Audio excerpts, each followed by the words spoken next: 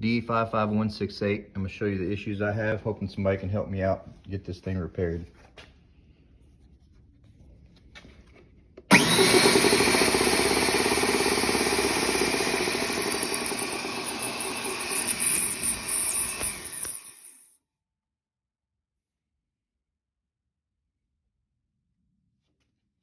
So here's the deal.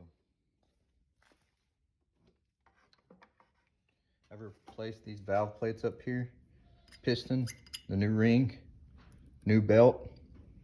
This motor seems to spin fast enough, but it's struggling to build pressure.